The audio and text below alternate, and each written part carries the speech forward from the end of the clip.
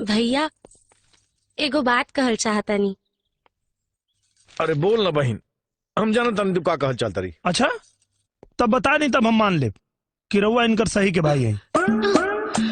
अरे सार बहनोई में मजाक होत रहेला, अगर मजाक ना हुई तो रिश्ता के मजेदारी निकल जाये। चलिए आप बताएं का बा इनके मन में। अच्छा मजाक छोड़ी भैया, इनके अपना साथे काम पे रख ली ना, इनको मन लागल रही।